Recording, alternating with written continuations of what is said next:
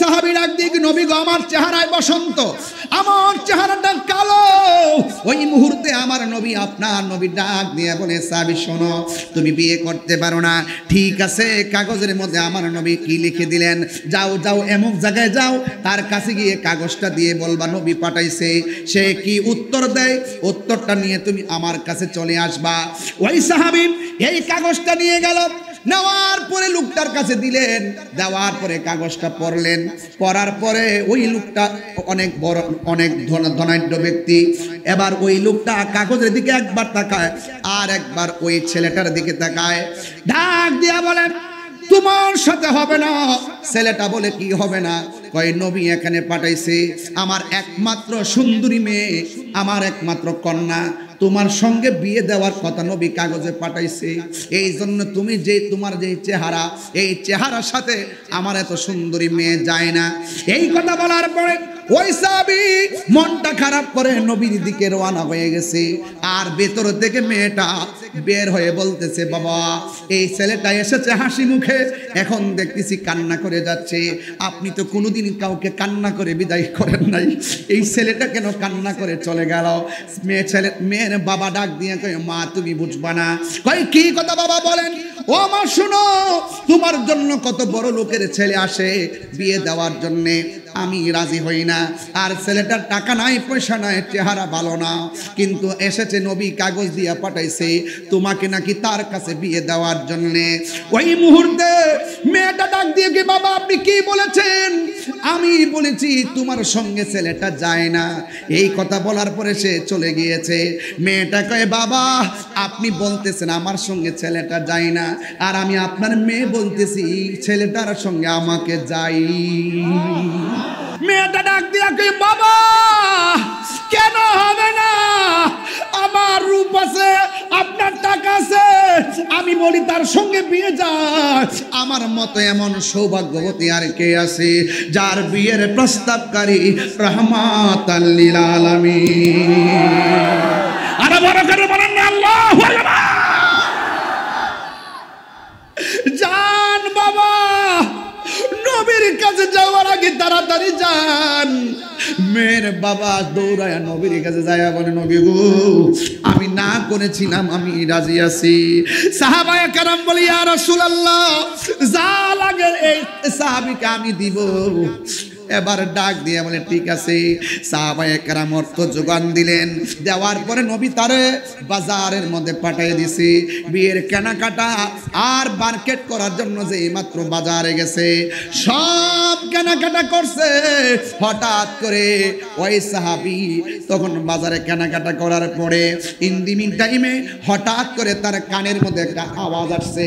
যেই মাত্র কেনাকাটা শেষ হয়ে গেছে হঠাৎ করে সেই লোকটা বাস কইরা কাপড় চোপড় নিয়ে যাবে, আর একটা আওয়াজ আসছে কি জানেননি?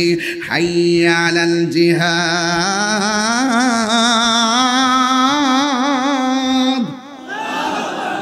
হাইয়া আলাল জিহাদ। যেই মাত্র শুনছে সাহাবাটা দাঁড়ায় গেছে, দাঁড়ায় ডাক দিয়া বলে কে? দাঁড়িয়ে একবার তাকায়, জিহাদের আওয়াজ কোথায় থেকে আসে?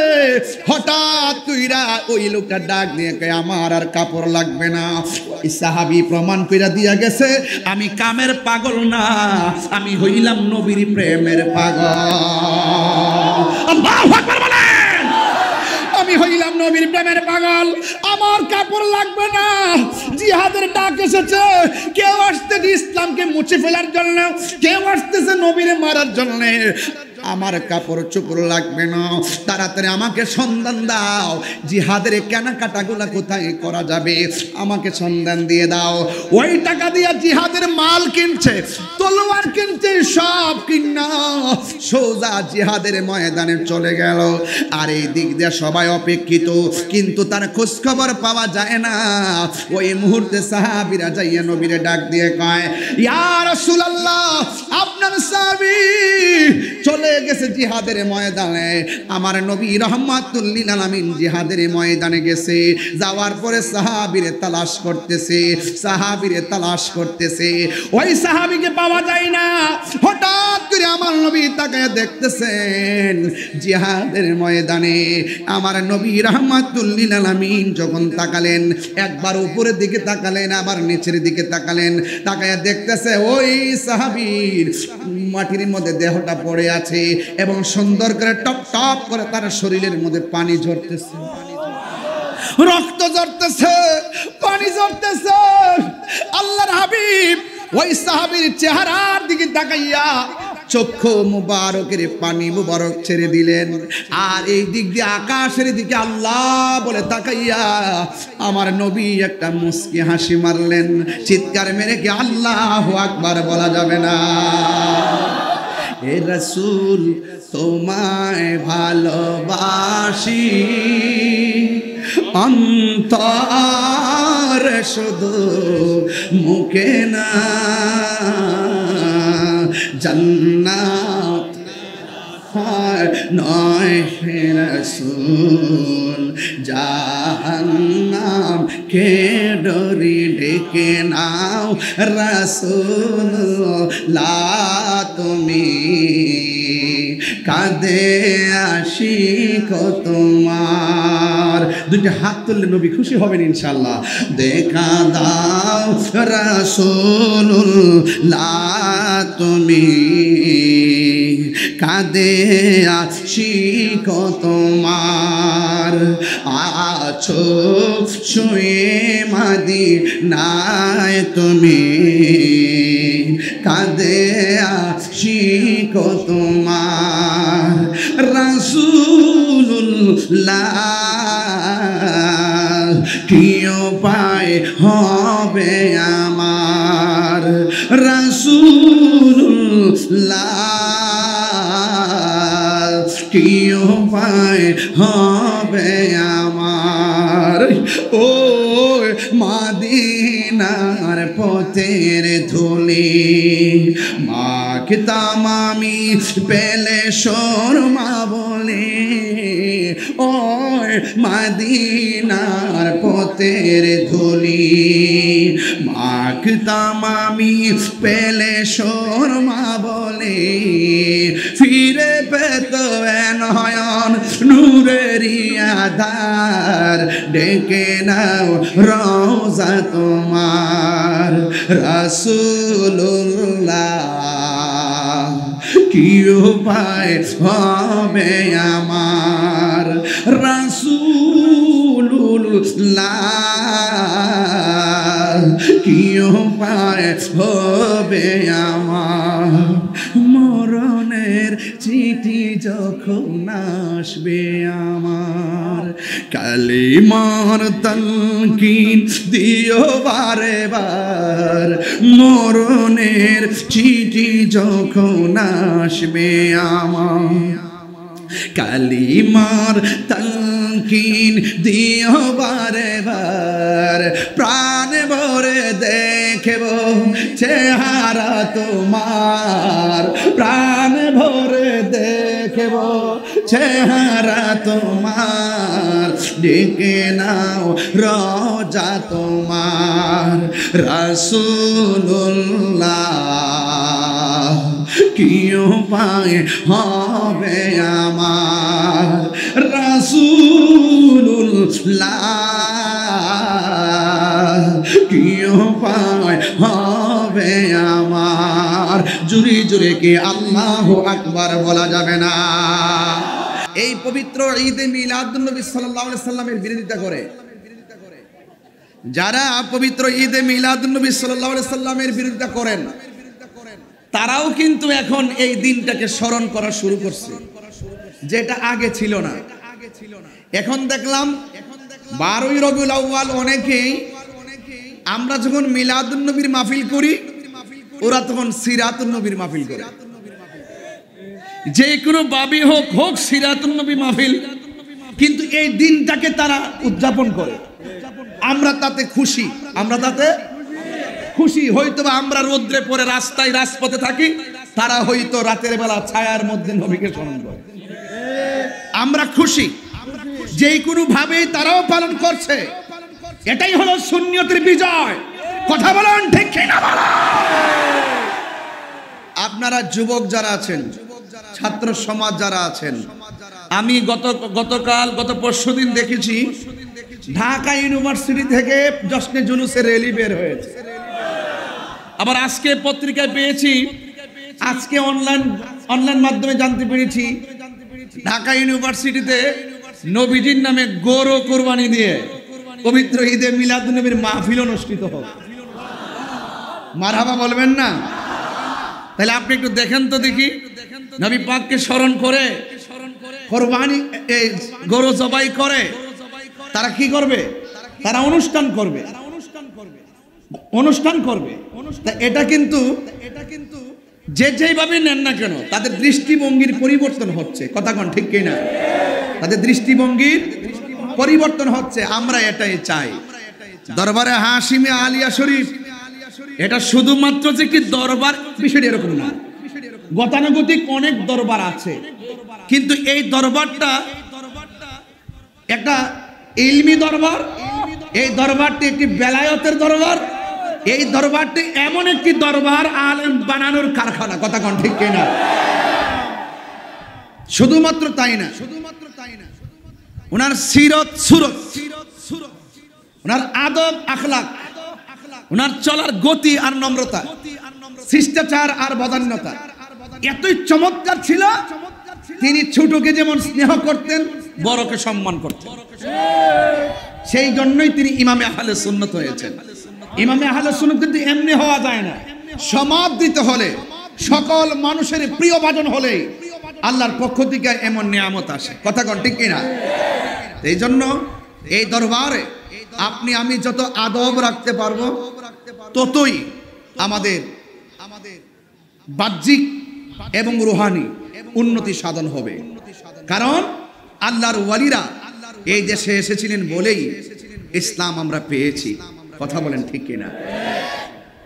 তো ইদানিং জশ্নে জুলুস আসলে, ঈদে মিলাদুন্নবী সাল্লাল্লাহু আলাইহি ওয়াসাল্লামের চাঁদ আসলে যেমন করে অ্যালার্জি হয় মানুষের, আবার আল্লাহর ওলিদের রওজাতে জিয়ারত করতে আসলেও অনেকে ফতোয়াবাজি করে।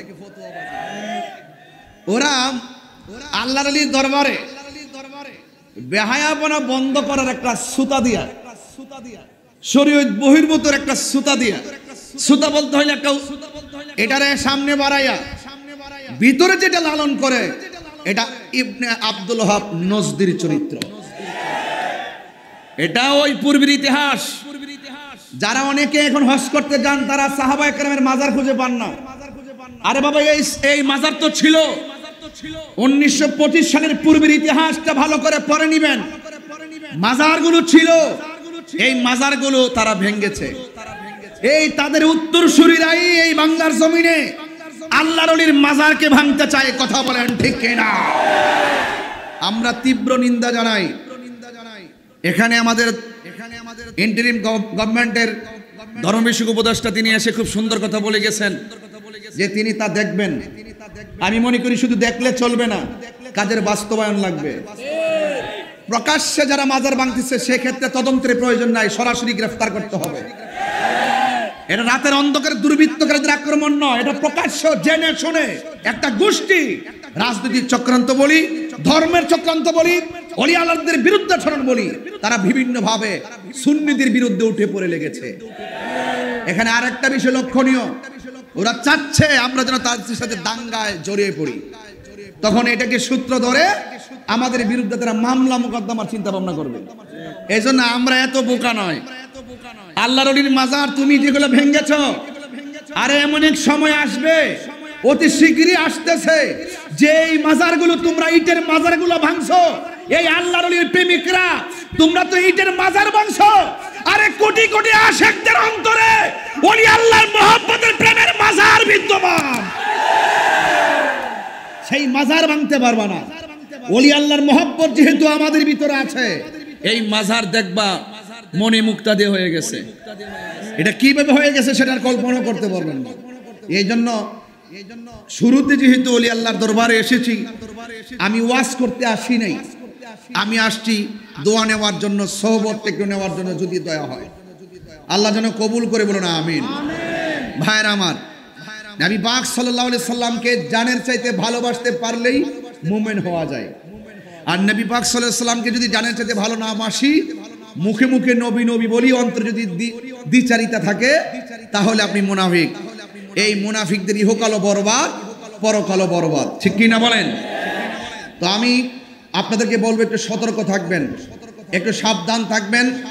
আহলুস সুন্নাত ওয়াল জামাত, আহলুস সুন্নাত ওয়াল জামাতের আশেকরা বানের জলে ভেসে আসা কচুরি পানা নয়, যে কেউ হুমকি দিল আমরা পালায়ে যাবো কিংবা মাঠ ছেড়ে দিব। আমরা নম্র ভদ্র ভাষায় চলি, আমরা সরলভাবে চলি। এই জন্য মনে করো না যে আমরা বিচ্ছিন্ন কেউ। এই দেশটা আমাদের সবার। এই জন্য আমরা যদি সত্যিকার অর্থে নবীকে মহব্বত করি, অতীতের যা কিছু আছে সব কিছু ডিলিট করে আমরা নবীর মহব্বতের পতাকা হাতে নিয়ে আমরা সামনে বাড়বো, প্রয়োজনে মরবো, লড়বো, এরপর আমরা পিছপা হব না। কথা বলেন ঠিক কিনা? দুই হাত তুলে বলেন ঠিক কিনা বলেন। নারে তাকবীর, নারে রিসালাত। ভাইরা আমার, খুব মনোযোগ দিয়ে আমার কথাগুলো শ্রবণ করার চেষ্টা করবেন। আমি যে খুব বেশি লম্বা করব বিষয়টা এরকম নয়। আমি একদম টু দা পয়েন্টে কিছু কথা বলে আমি বিদায় হয়ে যাব। এখন সম্প্রতি যেহেতু ঘটনা ঘটতেছে, আমি আপনাদেরকে জাস্ট স্মরণ করালাম যে আমাদের কিভাবে চলতে হবে। আমরা নবীজিকে ভালোবাসি, জীবনের চাইতে বেশি ভালোবাসি। এই পবিত্র ঈদে মিলাদুন্নবী সাল্লাল্লাহু আলাইহি ওয়াসাল্লামের মাহফিল শুধুমাত্র আমরা একদিন 12 দিন এটার মধ্যে সীমাবদ্ধ নয়। আমরা মৃত্যুর আগ পর্যন্ত নবীর আগমনে খুশি। কথা বলেন ঠিক কিনা? যারা নবীর দুশমন তারা দলিল খুঁজে। নবীর শুভ আগমনে খুশি হতে গেলে দলিলের প্রয়োজন নাই, আমি মনে করি মহব্বতের প্রয়োজন। এই মহব্বত যখন থাকে তখন দেখবে দিনে দিনে আপনার উন্নতি সাধন হয়ে যাবে। কথা বলেন ঠিক কিনা? ভাইয়ের আমার, এখানে প্রথিতযশা অনেক উলামায়ে কেরাম আলোচনা করছেন এবং করবেন। আমি ব্যক্তিগতভাবেই খুবই ক্লান্ত। গত পরশুদিন ঢাকায় জুলুস করেছি রোদ্রা হেঁটে হেঁটে, এবং আজকে 2.5 ঘন্টা বৃষ্টিতে ভিজে আমি জুলুস করেছি। ওখান থেকে আমি সরাসরি এখানে চলে এসেছি। কালকে পরশু আমার এই বিষয় নিয়ে খুব ব্যস্ততার ভিতরে আছি। এরপরও যে আমি খেদমত করার একটু কথা বলার সুযোগ পাচ্ছি এবং কর্তৃপক্ষ যে আমাকে সুযোগটুকু দিয়েছেন, আমি ধন্যবাদ জানাই। আসুন একটু দুরূদ শরীফ পড়ুন, আমি আমার আলোচনার দিকে ইনশাল্লাহ চলে যাব। সবাই কি প্রস্তুত আছেন তো ইনশাল্লাহ? সবাই দুরূদ শরীফ পড়েন। আল্লাহুম্মা নাসর ভাই যাবেন ভাই। محمد وعلى آل سيدنا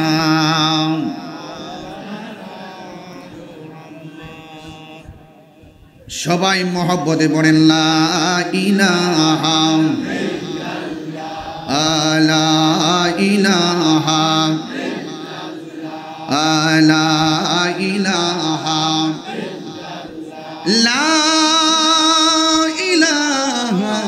ইল্লাল্লাহু মুহাম্মাদুর রাসূলুল্লাহ সাল্লাল্লাহু আলাইহি ওয়াসাল্লাম। জবান খুলে মহব্বতে বলুন সুবহানাল্লাহ। আমার যুবক ভাইরা, দরবারে হাশিমিয়া আলিয়া শরীফের বন্ধুরা, আল্লামা কাজী মুহাম্মদ নুরুল ইসলাম হাশিমি রহমাতুল্লাহ আলাইহির ভালোবাসায় যারা সিক্ত এই দরবারে এসেছেন, আমি দেখতে পাচ্ছি ডানে জায়গা নেই, বামে জায়গা নেই, সামনে জায়গা নেই। অনেক মানুষ বাহিরে কষ্ট করে দাঁড়িয়ে আছেন। এসপি সাহেব উপস্থিত থেকে 30 থেকে 40 জন পুলিশ প্রশাসন, তারা অত্যন্ত ভালোবাসার সাথে দায়িত্ব পালন করতেছেন। আপনারা জবানটা খুলে বলুন, ইজ্জতের মালিক কে? আরো বড় করে বলুন কে? যুবক ভাইরা, যেহেতু পবিত্র ঈদ মিলাদুন্নবী সাল্লাল্লাহু তাআলা আলাইহি ওয়াসাল্লামের শুভ আগমন, নবীর শুভ আগমনের 12 দিন ব্যাপী মাহফিল, এই জন্য আমি শুরুতেই শুধু বলে দিয়ে যাই, আমার নবী রাহমাতুল লিল আলামিন দুনিয়াতে আসার আগে নবী ছিল কি ছিল না? আর জোরে বলেন ছিল কি ছিল না? যখন আদম নবী দুনিয়াতে আসে নাই তখন আমার নবী ছিল কি ছিল না? ইব্রাহিম নবী যখন আসে নাই তখন আমার নবী ছিল কি ছিল না? জাকারিয়া পয়গম্বর যখন আসে নাই তখন আমার নবী ছিল কি না? কোন নবী দুনিয়াতে আসার আগে আমার নবী ছিল। শুধুমাত্র তাই নয়, যখন কোন নবীর অস্তিত্ব দুনিয়াতে আসে নাই তখন আমার নবী, যখন কোন নবী রূহানি জগতে সৃষ্টিও হয় নাই তখনও আমার নবী। জোরে কন্যা সুবহানাল্লাহ। এই জন্য আমার যুবক ভাইয়েরা অনুরোধ করে বলি, তখনও আমার নবী যখন দুনিয়াতে শুভ আগমন করেছেন তখন নবী হইয়াই তিনি দুনিয়াতে শুভ আগমন করেছেন। 40 বছর নবুয়ত প্রকাশ পেয়েছেন, আল্লাহর পক্ষ থেকে নবীকে অর্ডার করেছেন। এই জন্য নবী দ্বীনের দাওয়াতগুলো ওপেন দিয়েছেন।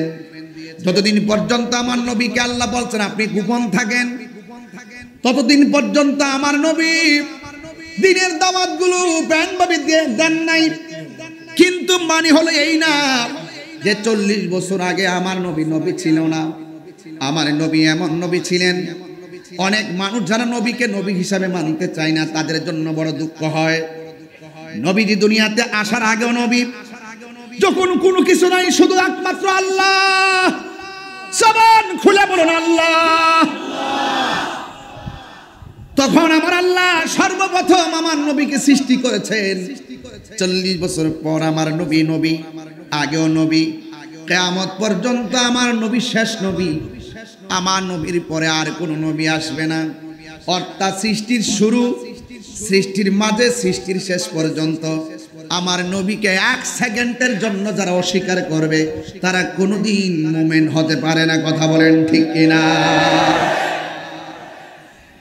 আমার যুবক ভাইরা, পবিত্র ঈদে মিলাদুন নবী সাল্লাল্লাহু আলাইহি সাল্লাম সম্পর্কে গঠনমূলক আলোচনা শুনেছেন। আমি শুধুমাত্র অ্যামাজিং ফিগার এন্ড ফাইটার যারা যুবক পোলাপান রয়েছেন তাদের জন্য বলে দিয়ে যায়, ফেসবুকের ভিতরে যে যাই লেখক না কেন এই লেখার ভিতরে আপনারা চোখ তাকাবেন না। এখনো উলামায়ে কেরাম আছে, দরবারে হাশিমে আলিয়া শরীফের মধ্যে এসে জিজ্ঞাসা করবেন হুজুর এই মাসালাটা কি হবে? কথা কোন ঠিক কিনা? এই জন্য যুবক ভাইয়ের আমার নবী, আপনার নবী রহমাতুল লিল আলামিন দুনিয়াতে এসেছেন। আমার নবী কেমন নবী? আল্লাহর হাবিব যখন শৈশবের বেলায় ছিলেন, হযরত হালিমাতুস সাদিয়া ঘরে যখন আমার নবী যখন গিয়েছিলেন তখন আমার নবী হালিমাতুস সাদিয়ার একটা স্তনে দুধ পান করতেন, আর একটা স্তনে দুধ পান করতেন না। কেন করতেন না? আমার নবীর দুধ ভাই ছিলেন। হালিমাতুস সাদিয়ার একটা ছেলে সন্তান ছিল, ওই সন্তানটার জন্য আমার নবী আরেকটা স্তনে দুধে মুখ না লাগায়া রেখে দিতেন। এর দ্বারা প্রমাণ হয়ে গেল শৈশবে যিনি এইভাবে ইনসাফ করতে পারেন একমাত্র এটাই প্রমাণ করে তিনি আল্লাহর হাবিব। কথা বলেন ঠিক কিনা? আল্লাহর হাবিব যখন রাস্তা দিয়ে যেতেন গাছপালাগুলো আমার নবীকে দেখে ঝুঁকে গিয়ে নবীরে সালাম দিত।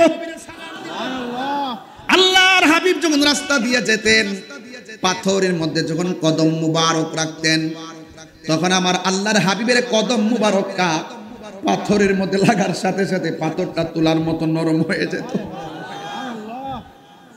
আমার নবীর বয়স যখন 12 পৌঁছে নাই এর আগেই আল্লাহর হাবিব রাস্তা দিয়ে যাচ্ছে, আমার নবী বলেন ওই পাথরটাকে আমি এখনো পর্যন্ত চিনি, যে এই পাথরটা আমি রাস্তা দিয়ে গেলে আমি নবীকে সালাম দিত। আমার নবীকে পাথর সালাম দেয়। অনেক মানুষ আমার নবীকে 40 বছর আগে নবীকে নবী হিসাবে মানতে চায় না, তাদের জন্য দুর্ভোগ, তাদের জন্য দুর্ভাগ্য। পাথর যেখানে নবীরে সালাম দেয় এর দ্বারা প্রমাণ হয়ে গেল আমার নবী নবী হিসাবে দুনিয়াতে এসেছেন। কথা বলেন ঠিক কিনা? আল্লাহর হাবিব সাল্লাল্লাহু আলাইহি সাল্লাম তিনি এমন পয়গম্বর যিনি খালি লুটার মাছ বরাবর আঙ্গুল মুবারকগুলো এইভাবে ধরতেন, আর আঙ্গুল মুবারক থেকে ঝর্ণার মতন পানিগুলো পড়তো। সাহাবায়ে কেরাম পান করতেন পানিগুলো, আবার গোসল করতেন। কিন্তু লোটার পানি আর মশকের পানি কমে নাই। আল্লাহর হাবিবের শান বলছি, এইগুলা অনেক বড় বড় ঘটনা, আমি সেই দিকে যাব না, শুধু টাচ দিয়ে যাই। আল্লাহর হাবিব এমন পয়গম্বর রাহমাতুল লিল আলামিন দুনিয়ার দরদামে যখন এসেছেন, আল্লাহর হাবিব সাল্লাল্লাহু আলাইহি সাল্লামের আম্মা জান হযরতে মা আমিনার ঘরের উপরে আকাশের তারকাগুলো খুলে যেন এমন ঝার বাতির মতো লেগে গেছে, মরিচা বাতির মতো লেগে গেছে। যুবক ভাইরা আমার, শুধুমাত্র তাই নয়, আল্লাহর হাবিব যখন দুনিয়াতে তাশরিফ এনেছেন, খানে কাবা ঘর আমার মা আমিনার ঘরের দিকে ঝুঁকে গেছে। এতগুলা প্রমাণ থাকার পরেও যারা বলে 40 বছর আগে নবী ছিল না, তাদের জন্য অত্যন্ত দুঃখ, অনেক দুঃখ করি। আল্লাহ যেন এদেরকে হেদায়েত দান করে। জবানটা খুলে কোন আমিন, আর জবান খুলে কোন আমিন। আমার যুবক ভাইয়েরা, পায়ের মধ্যে হাত দিয়া বলি, অনুরোধ করে বলে দিয়ে যায়, আল্লাহর হাবিব সাল্লাল্লাহু আলাইহি সাল্লাম তিনি কেমন নবী ছিলেন, তিনি চেহারা মুবারকটা কেমন ছিল। আমার যুবক ভাইয়েরা,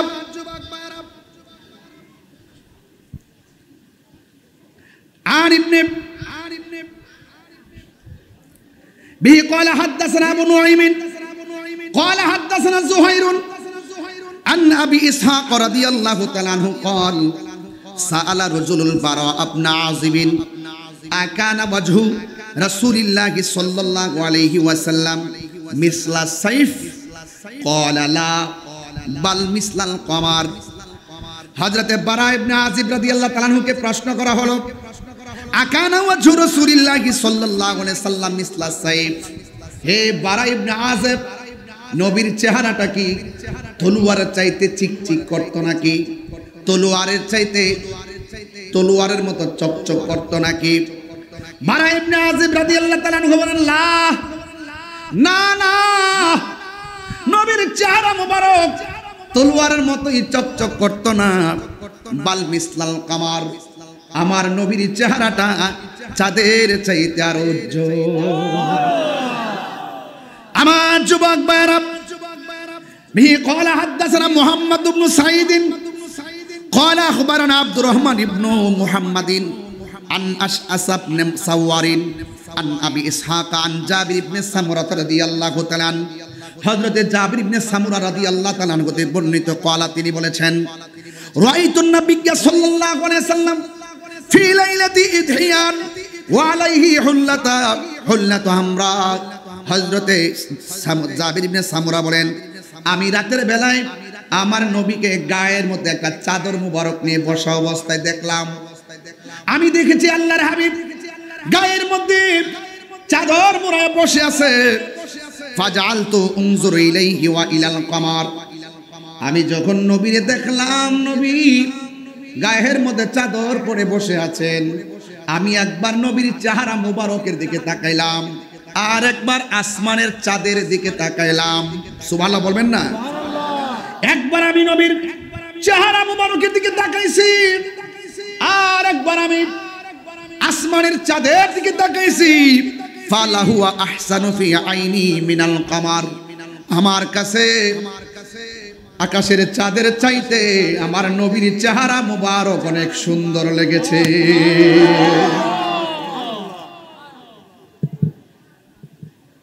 খুব মনোযোগ দিতে হবে। আম্মা জান আয়েশা সিদ্দিকা রাদিয়াল্লাহু তাআলা আনহাকে বললেন, হে আয়েশা, আপনি তো নবীর সঙ্গে ঘর সংসার করেছেন, আপনি বলুন না আমার নবীর চরিত্রটা কেমন ছিল। আয়েশা সিদ্দিকা রাদিয়াল্লাহু তাআলা আনহা বলেন, গোটা কুরআন শরীফটাই হলো আমার নবীর চরিত্র। এই কোরআনের ভিতরে জের জবর পেশ আর আয়াতের মধ্যে অক্ষরের মধ্যে যেমন কোনো সন্দেহ নাই, আমার নবীর চরিত্রের মধ্যে কোনো কলঙ্কের দাগ নাই। কষ্ট হচ্ছে আপনাদের? আমি ঘটনা বলছি না, জাস্ট টাচ দিয়ে যাচ্ছি, অনেকগুলো কথা বলতেছি। শুধুমাত্র তাই নয়, আল্লাহর হাবিব সাল্লাল্লাহু আলাইহি সাল্লামের স্ত্রী হযরত আয়েশা সিদ্দিকা রাদিয়াল্লাহু তাআলা আনহাকে প্রশ্ন করা হলো, আয়েশা নবীর চেহারাটা কেমন সুন্দর ছিল। ইউসুফ নবীর দেখা মিশরের মেয়েরা ফল কাটতে গিয়ে আঙ্গুল কাইটা ফেলাইছে, টের পায় নাই। ওই মজলিসের মধ্যে যদি আমার নবী যেতেন তাইলে তারা কি করতেন? আয়েশা সিদ্দিকা রাদিয়াল্লাহু তাআলা আনহা বলেন, হে পৃথিবীর মানুষ, ইউসুফ নবীর দেখা মিশরের মেয়েরা ফল কাটতে যাইয়া আঙ্গুল কেটেছে, তারা টের পায় নাই। ওই মজলিসের মধ্যে যদি আমার নবী হাজির হইতেন, মিশরের মেয়েরা ফল কাটতে গিয়া শুধু আঙ্গুল কাটতো না, তাদের কলিজাটা কাইটা খান খান কইরা ফালাইতো, এরপরেও যাররা পরিমাণ টের পেত না। আল্লাহু আকবার বলবেন না? আর আল্লাহু আকবার বলবেন না? এই হলো আমার নবী রাহমাতুল লিল আলামিন, সাইয়্যিদুল মুরসালিন, খাতামুন নাবিয়্যিন। সেই নবীর শুভ আগমনে যারা খুশি হতে পারে না, মনে রাখবেন তারা হাসরের ময়দানে নবীর শাফাত পাবে না। কারণ আমরা কত কিছু পেলে খুশি হয়ে যায়, কিন্তু নবীর সম্মান শুনলে আমরা কষ্ট পাই।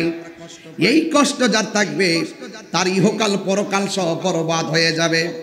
আমার নবীকে ভালোবাসতে হবে সাহাবায়ে কেরামের মতন, আমার নবীকে ভালোবাসতে হবে তাবে তাবিঈনদের মতন, আমার নবীকে ভালোবাসতে হবে আল্লামা কাজী নুরুল ইসলাম হাসির মতো। কথা বলেন ঠিক কিনা? যিনি জীবনে কারোর সঙ্গে আসবাস করে নাই, যার সারাটা জীবন ঘরের ভিতরে ময়দানের ভিতরে চোখের পানি ফেলে ফেলে তিনি কেঁদেছেন, নবী নবী বলে কেঁদেছেন। এই জন্য যুবক ভাইয়ের আমার, এই দুনিয়ার সব আমরা আর নবীর মহব্বত আমাদের কাছে সবার শ্রেষ্ঠ। কথা বলেন ঠিক কিনা? তায়েফের জমিনে আমার নবীকে পাথর মেরেছে। হযরত জিবরাইল আলাইহিস সালাম যেই পাথরের মধ্যে দাঁড়াইছে, ওই পাথরটা আমি দেখেছি। সুবহানাল্লাহ। ওই পাথরে দাঁড়ায়া জিবরাইল বৈশা উযু করছে, উযুর পানিটা কোন দিকে গড়ায় পড়ছে সেটাও আমি দেখেছি। জিবরাইল আলাইহিস সালাম বললেন, ইয়া রাসূলুল্লাহ, ওরা আপনাকে পাথর মারতেছে, আপনি শুধুমাত্র আমাকে একটাবার অনুমতি দেন, আমি তায়েফের পাথরগুলো দিয়ে কাফেরগুলোর আমি নিশ্চিহ্ন করে ফেলি। আমার নবী বলেন, এ জিবরাইল, আমাকে আমার আল্লাহ কি বানায় পাঠাইছে জানো নি? আল্লাহ বলেন, ওয়ামা আরসালনাকা ইল্লা রাহমাতান লিল আলামিন।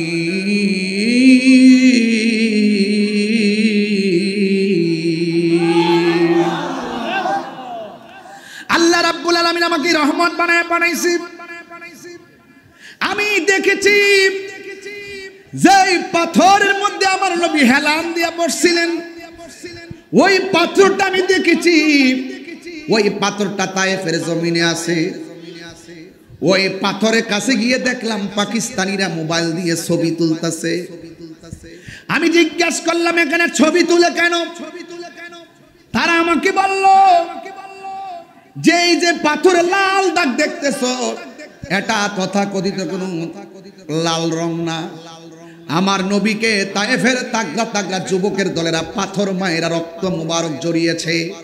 ওই রক্ত মুবারকটা নিয়ে যেই পাথরটার মধ্যে হেলান দিয়া বসেছেন, এই পাথরের লাল দাগগুলো আমার নবীর রক্ত মুবারক। আল্লাহু আকবার বলেন না কেন?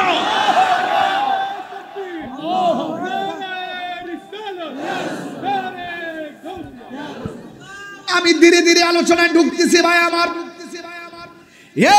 চট্টগ্রামের মানুষ একদম আদব রাখবেন, আদব। আপনি মনে করবেন না যে নবী মদিনাতে আছে।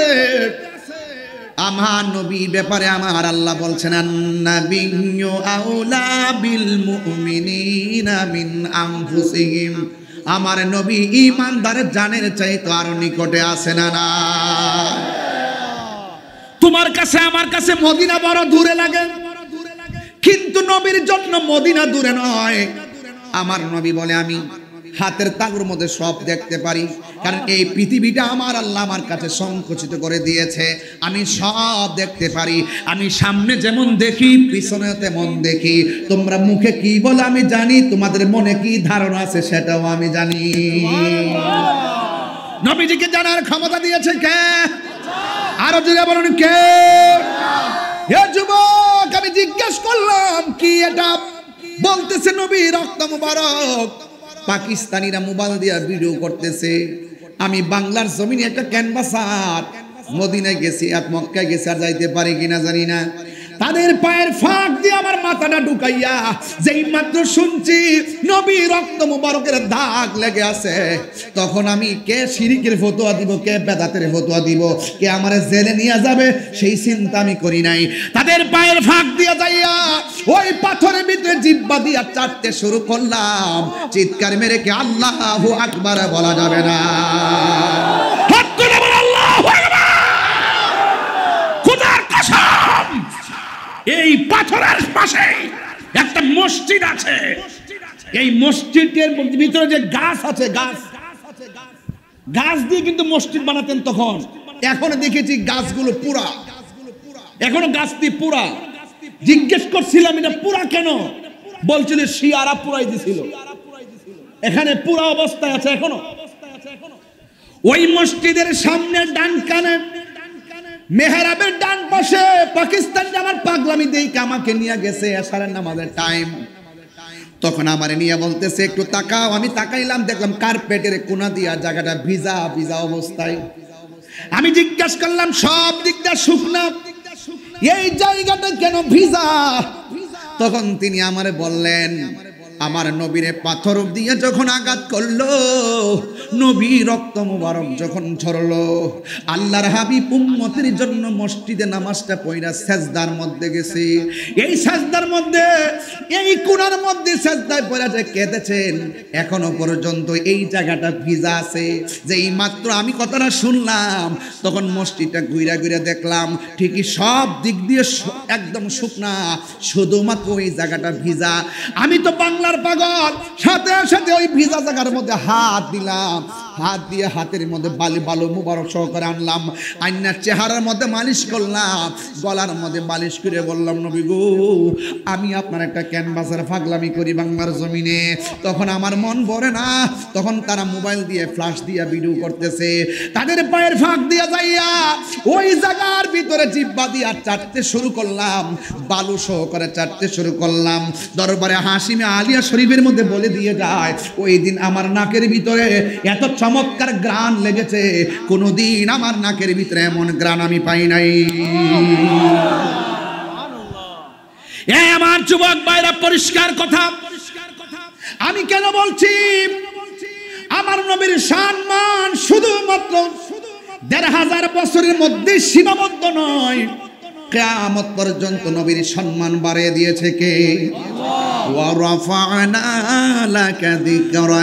আল্লাহ বলে বন্ধু গো, আমি আপনার সম্মানকে বুলন্দ করে দিয়েছি। আল্লাহ রাব্বুল আলামিন নিজের ক্ষেত্রে বলেছেন আলহামদুলিল্লাহি রাব্বিল আলামিন। আর আমার নবীর ব্যাপারে বলেছেন ওয়ামা আরসালনাকা ইল্লা রাহমাতাল লিল আলামিন। আমার নবী এখন আশিকের ঘরে আছে না নাই? আরো বড় করে বলা আছে না নাই? যে চিনেছে সে কিনেছে। নবীর জন্য পাগল হয়েছে এক সাহাবী, যেই সাহাবী আমার নবীর সামনে চোখের পানি ফেলে কান্না করেছেন। আল্লাহর হাবিব জিজ্ঞাসা করলেন, হ্যাঁ সাহাবী তুমি কান্না করো কেন? আরে আমরা আমাদের চোখের পানি তো শুকায়া ফেলাইছি, আমাদের চোখ দিয়ে এখনো পানি আসে না। মোবাইল নামক গজব আমাদের চোখের পানি কাইরা নিছে। ছোট ছোট বাচ্চারা মোবাইলের কারণে চোখের পাওয়ার হারায়া ফেলাইতেছে। এই জন্য আমার ভাইরা, আমার নবীর সামনে এক সাহাবী চোখের পানি ফেলে কান্না করতেছেন। ওই সাহাবীটা জিজ্ঞেস করে, আমার নবী সাহাবায়ে কেরামকে জিজ্ঞেস করে, ও সাহাবা তুমি সবাই আমার সামনে আদবের সাথে বসা, তুমি কেন দূরে বসে বসে চোখের পানি ফেলে কান্না করতেছো? এ হাসিমা দরবারের বন্ধুরা, আপনারা জবানটা খুলে বলুন, এখনো আমার নবী আশিকের মনের খবর জানার ক্ষমতা আছে না? না আরো বড় করে বলে আছে না? না ওই সাহাবী ডাক দিয়া বলে, ইয়া রাসূলুল্লাহ, আমি নামাজ পড়ি, আমি রোজা রাখি, আমি হজ করি, আমি যাকাত দেই, আমি আপনার সঙ্গে ইফতার করি, আমি আপনার সঙ্গে জিহাদের ময়দানে জিহাদ করি, আমি সব আপনি আমল করি, কিন্তু একটা কাজ আমার বাকি রয়ে গেছে, একটা কাজ আমার বাকি। রাসূল জিজ্ঞেস করে, কি কাজ তোমার বাকি? তখন তিনি বললেন, ইয়া রাসূলুল্লাহ, আমার একটা কাজ অপরিপূর্ণ রয়ে গেছে, সেটা হলো আমি বিয়ে করতে পারি নাই। এই জন্য মনে মনে ভাবতেছি, যদি আমি বিয়ে না করে মারা যাই, তাইলে এই কাজটা অপূর্ণতার জন্য আমার জবাবদিহিতার ভয়ে আমি কাঁদতেছি। আল্লাহর হাবিব জিজ্ঞাসা করে, তোমার সমস্যাটা কি? ওই সাহাবী ডাক দিয়ে, ইয়া রাসূলুল্লাহ, নবী গো, আমার চেহারাটার মধ্যে শীতলা দাগ, বসন্তের দাগ, আমার চেহারাটা কালো, আমার চেহারার মধ্যে বসন্তের দাগ আছে, এই জন্য মেয়ে আমার পছন্দ হলেও মেয়েরা আমাকে পছন্দ করে না। আমার সমাজের ভিতরে কালো মানুষ আছে না নাই? কালো দেখলে অবজ্ঞা করবেন না। আল্লাহ রাব্বুল আলামিন কোরআনে বলেছেন, ফি আইয়ি সূরাতিন মা শাআ রাক্কাবাক। আল্লাহ বলেন, আমি যেমন করে চেয়েছি আমি বান্দাকে বানিয়েছি। এই জন্য আল্লাহ রাব্বুল আলামিন বলেন, লাকাদ খালাকনাল ইনসানা ফি আহসানি তাকবীম। অবশ্যই অবশ্যই আমি আল্লাহ বান্দারে অবয়ব নমুনায় বানিয়েছি। আল্লাহ রাব্বুল আলামিন বলেন, খলাকতু বিয়াদাইয়া। আল্লাহ বলেন, বান্দার চেহারা আমি আল্লাহ নিজের হাতে বানাইছি। আমি আল্লাহ বান্দার চেহারাটাকে নিজের হাতে বানাইছি। এত সুন্দর চেহারা, কালো হলেও তাকে সম্মান করবেন, খাটো হলেও সম্মান করবেন, মোটা হলেও সম্মান করবেন, চিকন হলেও সম্মান করবেন, গরিব হলেও সম্মান করবেন। আল্লাহ সবারে সব কিছু দিবে না, কিন্তু আমার আল্লাহ বান্দারে বড় মায়া কইরা বানাইছেন। ওই সাহাবী ডাক দিয়ে, নবী গো, আমার চেহারায় বসন্ত, আমার চেহারাটা কালো। ওই মুহূর্তে আমার নবী, আপনার নবী ডাক দিয়ে বলে, সাহাবী শোনো, তুমি বিয়ে করতে পারো না, ঠিক আছে, কাগজের মধ্যে আমার নবী কি লিখে দিলেন, যাও যাও এমক জায়গায় যাও, তার কাছে গিয়ে কাগজটা দিয়ে বলবা নবী পাঠাইছে। সে কি উত্তর দেয়, উত্তরটা নিয়ে তুমি আমার কাছে চলে আসবা। ওই সাহাবী এই কাগজটা নিয়ে গেল, নেওয়ার পরে লোকটার কাছে দিলেন, দেওয়ার পরে কাগজটা পড়লেন, পড়ার পরে ওই লোকটা অনেক বড়, অনেক ধনাঢ্য ব্যক্তি। এবার ওই লোকটা কাগজের দিকে একবার তাকায়, আর একবার ওই ছেলেটার দিকে তাকায়, ডাক দিয়া বলেন, তোমার সাথে হবে না। ছেলেটা বলে, কি হবে না? কয়, নবী এখানে পাঠাইছে আমার একমাত্র সুন্দরী মেয়ে, আমার একমাত্র কন্যা, তোমার সঙ্গে বিয়ে দেওয়ার কথা নবী কাগজে পাঠাইছে। এই জন্য তুমি যে, তোমার যে চেহারা, এই চেহারার সাথে আমার এত সুন্দরী মেয়ে যায় না। এই কথা বলার পরে ওই সাহাবী মনটা খারাপ করে নবীর দিকে রওনা হয়ে গেছে। আর ভেতর থেকে মেয়েটা বের হয়ে বলতেছে, বাবা, এই ছেলেটা এসেছে হাসি মুখে, এখন দেখতেছি কান্না করে যাচ্ছে। আপনি তো কোনোদিন কাউকে কান্না করে বিদায় করেন নাই, এই ছেলেটা কেন কান্না করে চলে গেল? মেয়ের বাবা ডাক দিয়ে কয়, মা তুমি বুঝবা না। কয়, কি কথা বাবা বলেন? ও মা শোনো, তোমার জন্য কত বড় লোকের ছেলে আসে বিয়ে দেওয়ার জন্যে, আমি রাজি হই না। আর ছেলেটার টাকা নাই, পয়সা নাই, চেহারা ভালো না, কিন্তু এসেছে নবী কাগজ দিয়ে পাঠাইছে তোমাকে নাকি তার কাছে বিয়ে দেওয়ার জন্যে। ওই মুহূর্তে মেয়েটা ডাক দিয়ে, কি বাবা আপনি কি বলেছেন? আমি বলেছি তোমার সঙ্গে ছেলেটা যায় না। এই কথা বলার পরে সে চলে গিয়েছে। মেয়েটা কয়, বাবা আপনি বলতেছেন আমার সঙ্গে ছেলেটা যায় না, আর আমি আপনার মেয়ে বলতেছি ছেলেটার সঙ্গে আমাকে যাই না, যাই না। ওর চেহারা তো ভালো না, তোমার চেহারাটা তো সুন্দর, আমার মান সম্মান থাকবে না। মেয়েটা ডাক দিয়ে, আমার উত্তর হলো, আমার আলোচনা হলো নবীকে কেমন ভালোবাসতে হবে, এটি হলো মূল উদ্দেশ্য। কেন ভালোবাসবো আর কিছু না। এরপরে মেয়েটা ডাক দিয়ে, বাবা আপনার কাছে আমি অনেক সুন্দর, আর আপনার কাছে ওই ছেলেটা অনেক কুৎসিত, কিন্তু আমাকে যিনি বানাইছে তাকেও সে বানাইছে। আপনার দৃষ্টিতে তার সঙ্গে আমার বিয়ে যায় না, আমি বলি তার সঙ্গে আমার বিয়ে যায় না। মা হতে পারে না। মেয়েটা ডাক দিয়া কই, বাবা কেন হবে না? আমার রূপ আছে, আপনার টাকা আছে, আমি বলি তার সঙ্গে বিয়ে যায়। আমার মতো এমন সৌভাগ্যবতী আর কে আছে যার বিয়ের প্রস্তাবকারী রাহমাতাল লিল আলামিন? আরে বড় করে বলেন না আল্লাহু আকবার। যান বাবা, নবীর কাছে যাওয়ার আগে তাড়াতাড়ি যান। মেয়ের বাবা দৌড়ায় নবীর কাছে যায়, বলে নবী গো আমি না করেছিলাম, আমি রাজি আছি। সাহাবায়ে কেরাম বলে ইয়া রাসূলুল্লাহ যা লাগে এই সাহাবীকে আমি দিব। এবার ডাক দিয়ে বলে ঠিক আছে।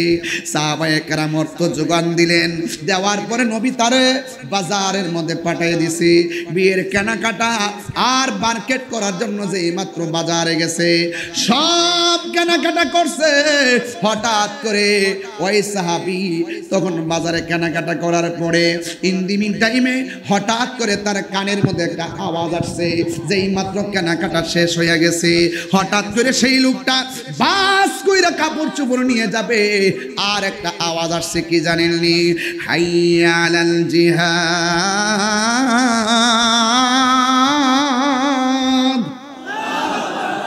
হাইয়া আলাল জিহাদ। যেই মাত্র শুনছে সাহাবাটা দাঁড়ায় গেছে, দাঁড়ায় ডাক দিয়া বলে কে?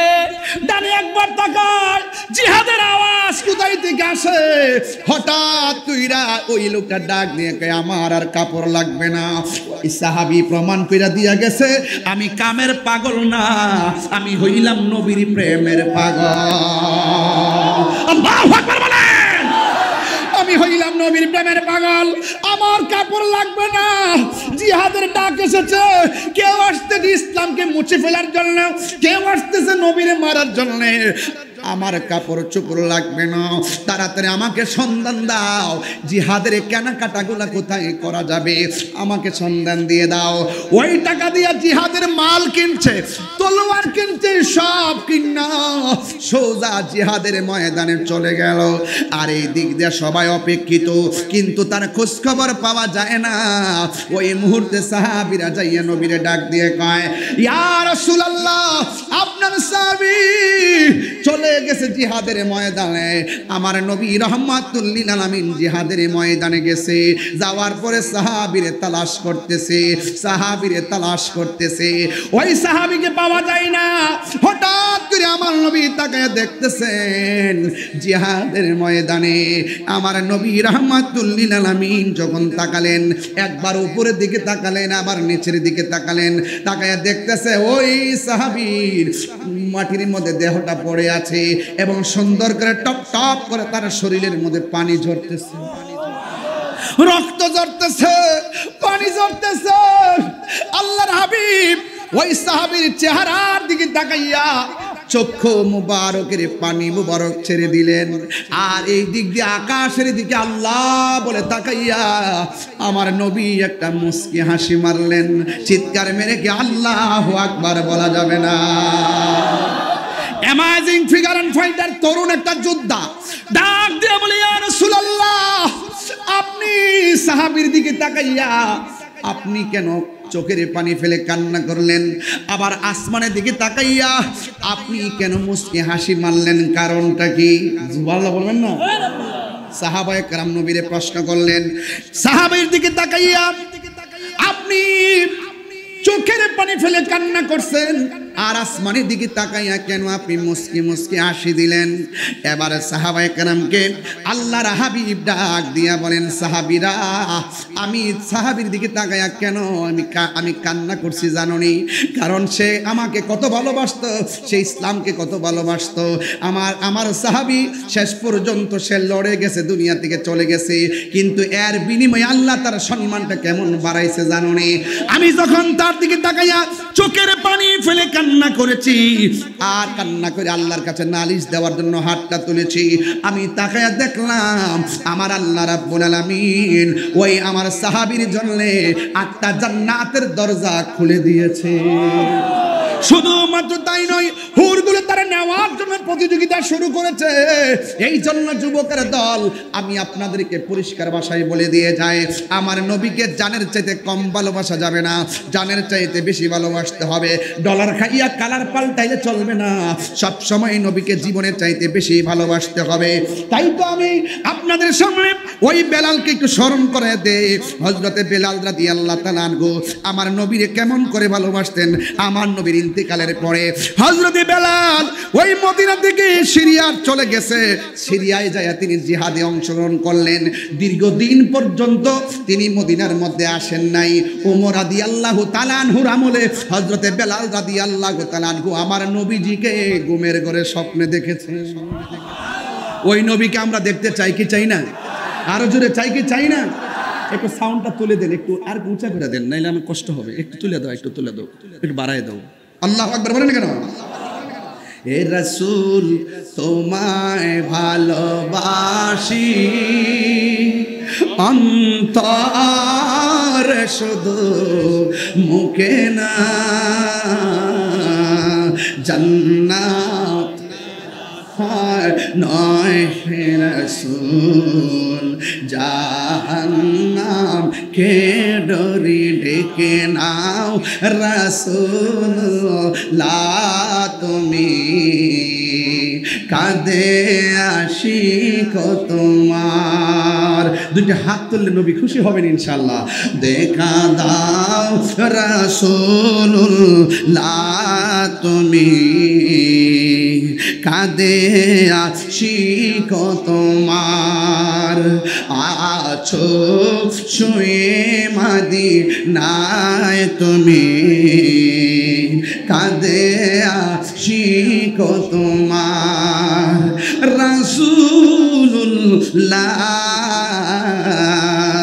কি উপায় হবে আমার, রাসূলুল্লাহ কি উপায় হবে আমার।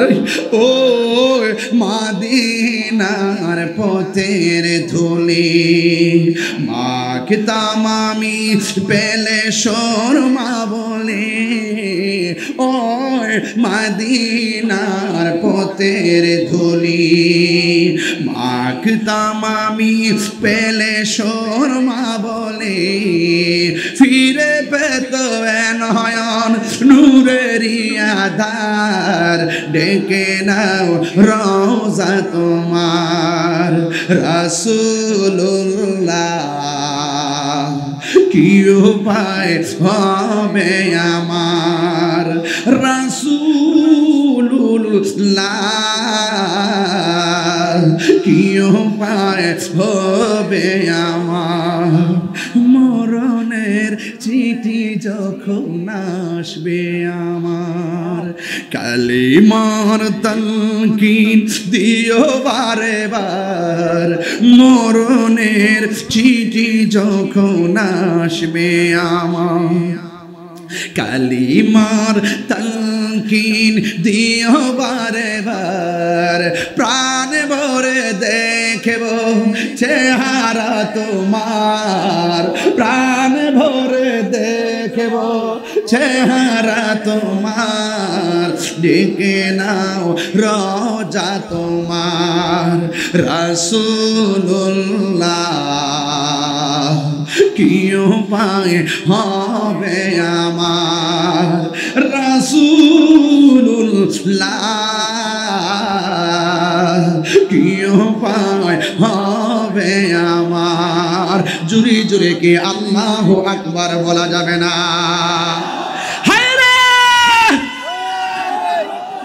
হে আমার যুবক, কি বুঝাইতে চাইতেছি এখনো তো অনুভব করতে পারতেছেন না। আমি শুধু বুঝাইতে চাইতেছি, এই কবরে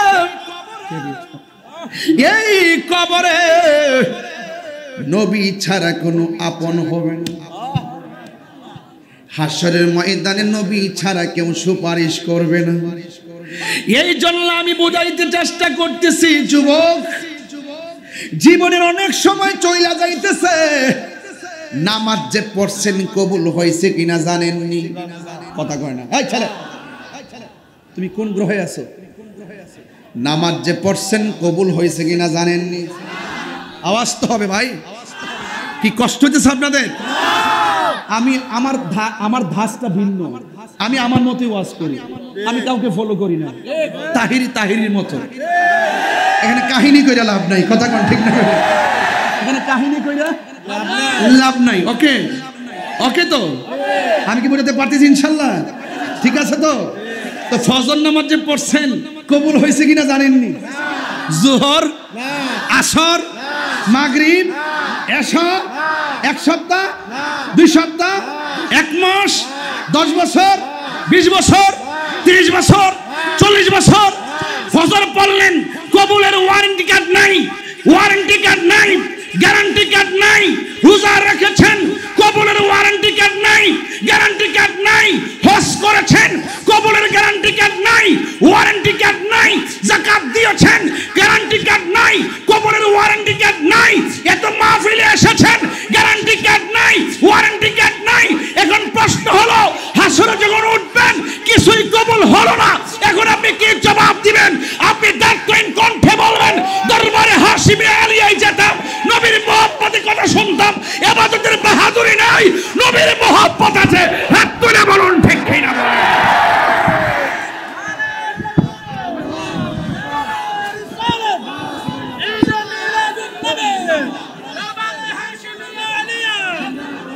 কার মহব্বত আছে?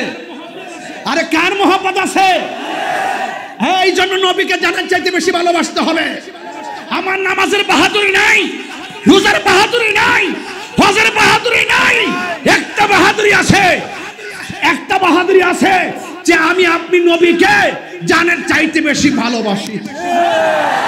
এই জন্য রাসূল বলেছেন, শাফাআতি লিআহলিল কাবাইরি মিন উম্মতি। আমার উম্মতের মধ্যে যদি ঈমান থাকে, কবিরা গুনাহও যদি কইরা ফেলায়, আমি নবী তার জন্য সুপারিশ করব। এটাই হলো দরবার হাশিমে আলিয়ার সিলেবাস। 9.5 লক্ষ বছর ইবাদত করার পরও গলার মধ্যে জাহান্নামের শিকল লেগেছে, একমাত্র আমার নবীকে না মানার কারণে। নবীকে না মানার কারণে। এই জন্য আমরা রাসূলকে জানার চাইতে বেশি ভালোবাসি। ঠিক কি না বলেন? কষ্ট হচ্ছে আপনাদের? কারা কারা নবীকে জানার চাইতে ভালোবাসেন?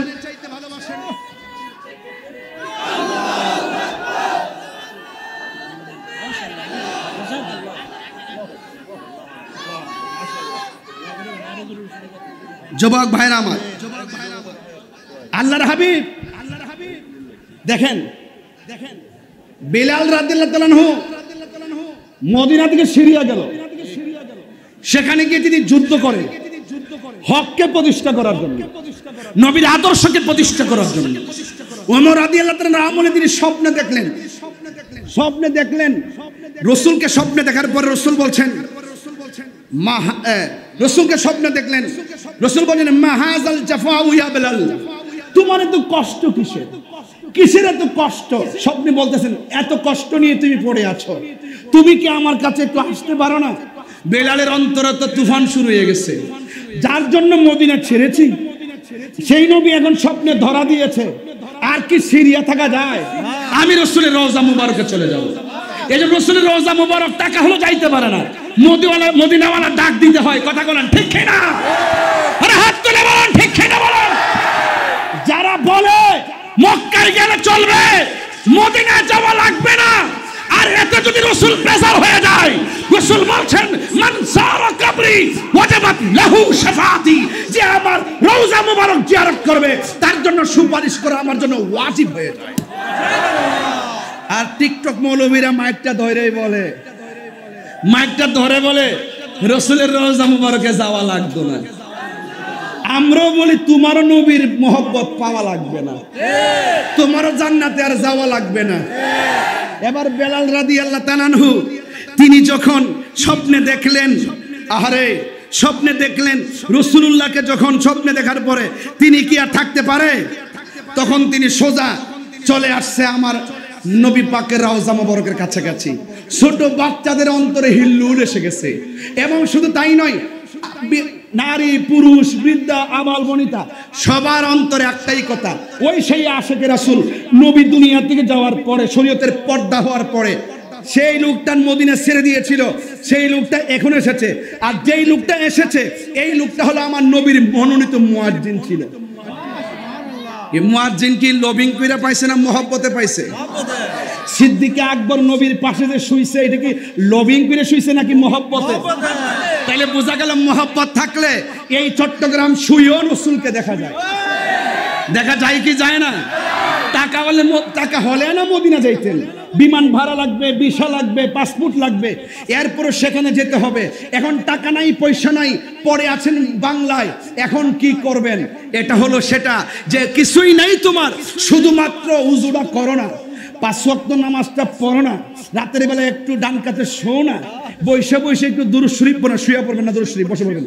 হ্যাঁ, এরপরে বসে বসে দুরূদ শরীফ পড়ো না, ডান কাতে শুয়ে যাও না, দরুদের একটা মালা গলায় লাগাও না, দেখবা একদিন 2 দিন 40 দিন, এই 40 দিনের ভিতরে রাসূল তোমার ভাঙ্গা করে হাজির হয়ে যাবে। আরে এই দুনিয়ায় বিভিন্ন রাজনীতি যে করেন, যে রাজনীতি করেন, সেই দলের যখন ছাত্র থেকে শুরু করে উপর পর্যন্ত যত পদ বন্টন হয়, দেখে তার পিছনে লোক কেমন আছে, দেখে তার টাকা পয়সা কেমন আছে, দেখে তার ক্ষমতাটা কেমন আছে। কিন্তু রাসূলের কাছে তো এইরকম নাই। রাসূল বলেন টাকা পয়সা না, যত তার মহব্বতের দরকার, হোক সে গরিব, কিন্তু আমার মহব্বত আছে, এখানে আর লবিং লাগে না। রাসূল সরাসরি দিদার দিয়ে বড় করে বলেন আল্লাহু আকবার। ইন্দিমি টাইমে সবাই আসলেন তাকে দেখার জন্য। এই বেলালটা কোন বেলাল না? এই বেলাল তো সেই বেলাল যিনি আজান দিলে আর সে আজিমের মধ্যে ধাক্কা লাগে। কোথায় ধাক্কা লাগতো? শুধুমাত্র তাই নয়, তিনি যখন এসেছেন, আসার পরে ফাজাআলা ইয়াবকি ওয়া ইউমাররিগু ওয়াজহাহু আলা কবরিহি, হযরতে বেলাল রাদিয়াল্লাহু তাআলা আসলেন, আয়েশা নবীর রওজা মুবারকে আসলেন, আয়েশা কপালটা লাগাইয়া গসাইয়া কান্না শুরু করছেন। সাহাবায়ে কেরাম তাকায়া দেখছেন। এরা মোহাব্বত বুঝে না, ইবাদতও বুঝে না। কথা বলেন ঠিক কি না বলেন? লাগাও দেখি বেলাল রে ফতোয়াটা দেখি, তোমার কোথায় কি আছে। মোহাব্বতও বুঝতে হবে, ইবাদতও বুঝতে হবে, জিয়ারত বুঝতে হবে। শুধুমাত্র ফতোয়াবাজি করবেন না। আপনি বলতেছেন যে আমি আমার পীরের কাছে যাইয়া মাথাটা নুয়াইছি আর সেজদা মারছি, অথচ হাদিস শরীফের মধ্যে আছে কদম বুসি করা সুন্নতে রাসূল। আপনি আশেক থেকে ব্যাখ্যা নেবেন। কথা বলেন ঠিক কি? উড়াইয়া ফেলে দিবেন না। একটার বিরুদ্ধে করতে যাইয়া 10টা বিপদ ডাইকে আইনেন না। আমরা জানি ভালো করে আল্লাহ ছাড়া কাউকে সেজদা করা যাবে না, এটা আমরা জানি। কিন্তু এই যে কদম বসির যে রুসম, কদম বসির যে বর্ণনা, রাসূল পাক যে বলেছেন যে হাতে এবং পায়ে চুমা দেওয়া জায়েজ আছে। পীর, মুর্শিদ, মা বাপ, উস্তাদকে এইভাবে সম্মান করে চুমা দেওয়া জায়েজ আছে। তাই এই হাদিসটা কি, এটা কি জয়ীফ হাদিস নাকি মুতাওয়াতির? এই হাদিসটা তো আপনার মশহুর, এই হাদিসটা তো অ্যাকসেপ্টেবল হাদিস। তো আপনি যদি এই কদম বসির বিরুদ্ধে করেন, হ্যাঁ, তাহলে কি আপনার ঈমান থাকে? আর ঈমান থাকে। তাইলে এই জন্য ইন্টারিম গভর্নমেন্টকে আমি বলেছিলাম যে কোন সরকার আমলে যদি লাল বিল্ডিং থাকে, সরকার পাল্টাই গেলে আপনার মন চাইছে এটা সবুজ করেন, আমার আপত্তি নেই।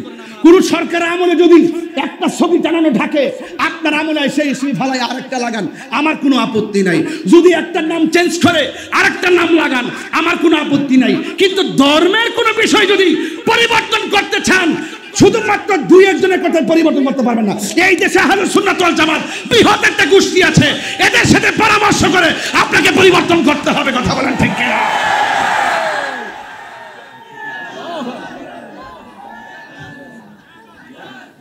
আমি কি বোঝাতে পারছি? এই জন্য অনর্থক উড়ন্ত ফতোয়া দিবেন না, যেহেতু এগুলো এলেমানা বিষয়, দলিলের বিষয়, ভাবের বিষয়, মনের বিষয়। বসুন, কথা বলুন, আমরা এটা আপনাদেরকে সহযোগিতা করব। মাজার ভাঙচুর নয়, মাজারকে সুরক্ষা করুন। এই দেশে ইসলাম আনছে আল্লাহর ওলিগণ। ইসলাম আনছে কে? আল্লাহর ওলিগণ। লাগাতারে যেইভাবে আগুন দেওয়া শুরু করছেন, ভালোই তো শিখছেন। মনে করছেন আব্দুল হক নজদির চরিত্রটা বাংলাদেশে কায়েম করবেন।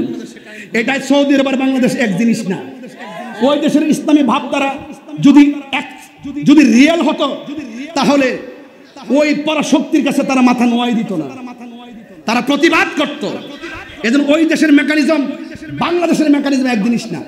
আপনি হুজুর, আমিও হুজুর, আপনার কাছে ফতোয়া দেওয়া, আমার কাছে ফতোয়া শোনা, আমার কাছে ফতোয়া দেওয়া, আপনার কাছে ফতোয়া শোনা, আপনার কথা আমার মানতে হবে কথা কিন্তু এমন না। আপনি ফতোয়া দেন, বিচার হবে, গবেষণা হবে, যাচাই বাছাই হবে। না হই আপনি 80 বছর আগের একটা মাজার পাগলা নাম দিছি দিকে ভেঙে গেছেন। কি নাম দিছি দিকে? পাগলা নাম দিছি দিকে ভেঙে ফেলেছে। তো ওই আমলে তো আপনি ছিলেনও না। এই লোকটার আমলের সমসাময়িক যদি কেউ না থাকে, আপনি এই কলির যুগে আইসা এই অলির বিরোধিতা করতেছেন। কারণটা কি? কারণটা কি? আপনি কি জানেন তার হাকিকত কি? আপনি কি বুঝেন তার হাকিকত কি? এই জন্য যেই কোনো বিষয়ে আঘাত দেওয়ার আগে 100 বার চিন্তা করবেন। কারণ এই দেশ সুফি দর্শনের বাংলাদেশ, অলিয়া উলিয়ার বাংলাদেশ। কথা বলেন ঠিক কিনা বলেন? এই জন্য এই সমস্ত দাঙ্গা সৃষ্টি করবেন না, করলে অসুবিধা আছে। আমরা ওলি আল্লাহর দরবারে যাই, শুধুমাত্র তাই নয়। হযরত ইমাম শাফি রাহমাতুল্লাহ আলাইহি বলতেছেন, ইন্নী লা তাবাররাকু বি আবি হানিফাতা ওয়া আজিউ ইলা কবরিহি। আমার বরকতের আশা যখন করতাম, আমি শাফি ইমাম আবু হানিফার রওজা মুবারকের কাছে আমি আসা যাওয়া করতাম। আমি যখন কোনো কিছু প্রয়োজন হতো, ফাইদা আরাদাত লি হাজাতুন সাল্লাইতু রাকাতাইন, যখন আমার কোনো হাজতের প্রয়োজন হতো তখন আমি সেখানে 2 রাকাত নামাজ পড়তাম। ওয়া সাআলতুল্লাহ, তখন আমি ইমাম আবু হানিফার উসিলা দিয়ে আল্লাহর কাছে কিছু চাইতাম। যখন আমি চাইতাম কোন জায়গায়? কয় ইনদা কবরিহি, ওনার রওজার কাছে। ফাতুকদা, অতি দ্রুততার সাথে আমার হাজতটা পূরণ হয়ে যেত। আমি তো সব বলতে পারবো না, অনেকগুলো কথা ছিল, কিন্তু ইমামে আজম আবু হানিফা জি। এবং সুতরাং তাইলে আমরা ইমাম যদি 4 ইমামদের দর্শন, 4 তরিকার 4 ইমামের দর্শন, 4 মাযহাবের 4 ইমামের দর্শন, 4 সাহাবায়ে খোলাফায়ে রাশিদিনদের দর্শন, সমস্ত দর্শনগুলো যদি আপনি একত্রে একটা মেকানিজম করতে না পারেন, খণ্ডিত অংশ নিয়ে আপনারা কিছু হইলে তো সহিহ বুখারী দলিল দেন, বুখারী শরীফে আসেনি, বুখারী শরীফে আসেনি। তো ইমাম বুখারী রাহমাতুল্লাহ আলাইহির উসিলা ধরে ইমাম শাফি যখন চায়, উসিলা ধরে আল্লাহর কাছে বলে, তিনি বলেন যে আমি যখন এই উসিলা ধরি তখন আমার দ্রুত আমার সেই উসিলাটা, আমার প্রার্থনাটা কবুল হয়ে যেত। তাহলে ইমামদের দর্শন কি আর আপনি মৌলবীর দর্শন কি? তার মানে বোঝা গেল ডাল মে কুচ কালা। তোমাদের মুখে ইসলাম আছে, নীল নদের পানি যেমন নীল না, তোমাদের মুখের ইসলাম আসল ইসলাম না। কথা কি বোঝাতে পেরেছি? দেখেন ইমামে আলী মুকাম, ইমামে হুসাইন রাদিয়াল্লাহু তাআলার গলার ভিতরে যখন তারা ছুরি চালাইছে, আল্লাহু আকবার বলে ছুরি চালাইছে। এই আল্লাহু আকবার শুনেই পাগল হওয়া যাবে না। ঠিক এভাবে ওই দিন দেখলাম এক মাজারে আগুন লাগাইছে, দেখলাম আল্লাহু আকবার বলে আগুনটা লাগাইছে। তার মানে বোঝা গেল এরা এজিদের উত্তরসূরি। আরে আওয়াজ করে কোন না ঠিক কিনা বলেন? এই জন্য আমরা শুধু নারায়ে তাকবীর লিখি না, নারায়ে রিসালাত লিখি। একটা ওয়াহাদানিয়াতের স্লোগান আর রিসালাতের স্লোগান। শুধুমাত্র লা ইলাহা ইল্লাল্লাহ জপলে মুমিন হওয়া যায় না। আল্লাহ মানা নবী মানা নয়, নবী মানলেই আল্লাহ মানা হয়। কারণ নবীজি বলছেন আলা আলা ঈমানা লিমান লা মুহাব্বাত আলা, যার অন্তরে আমি নবীর মহব্বত নাই তার ঈমান নাই, যার ঈমান নাই তার আমলের কোনো দাম নাই। কথা বলেন ঠিক কিনা? তার সুন্নিরা ঈমানওয়ালা, সুন্নিরা আদবওয়ালা, সুন্নিরা শরীয়তের মাসালা যেটা যেখানে আছে, আজানের আগেও দুরূদ সালাম মানে, আজানের পরও দুরূদ সালাম মানে, জানাজার আগেও দোয়া মানে, জানাজার পরও দোয়া মানে, দাফনের পরেও দোয়া মানে। সুন্নিরা নবীকে দাঁড়িয়ে সালাম দেয়। কথা বলেন ঠিক কিনা? সুন্নিদের সব চলা হলো সহনশীল। আজকে যারা এই দেশটাকে অস্থিতিশীল করতে চায়, দেশকে যারা ধ্বংসস্তূপে পরিণত করতে চায়, তারাই ওলি আল্লাহর বিরোধিতা করে। আমরা ওলি আল্লাহকে ভালোবাসি। এই যে কয়েকদিন আগে বন্যা গেল না, ফেনী বন্যা হয়েছে না, এরপর আপনাদের আজকেও তো বৃষ্টি হওয়ার কারণে কক্সবাজার পানি নাকি বাড়ছে শুনলাম। আমার যদি কালকে মাহফিল না থাকতো দূরে যেতাম গা কক্সবাজার। আমি মানবিক কাজ করতে খুব পছন্দ করি, আমার কাছে ভালো লাগে, এই জন্য মানুষের পাশে দাঁড়ানোটা।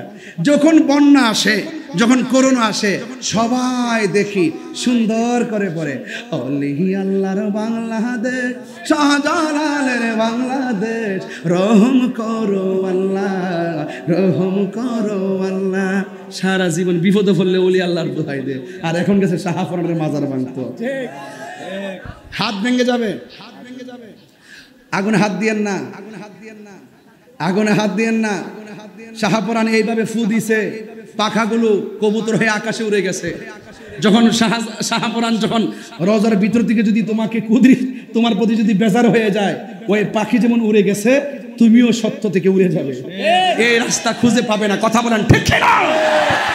বেশি ঠিক ঠিক বলতেছি, আমার মাইন্ড করবেন না, কারণ আমার ওয়াজের স্টাইল এরকম। তবে একটি কথা বলবেন, আমরা কি সবাই একসাথে থাকবো ইনশাল্লাহ? আমরা কি আর ভাগাভাগি থাকবো? আমরা কি আর অনৈক্য থাকবো? এবার এক হওয়ার দরকার আছে না নাই?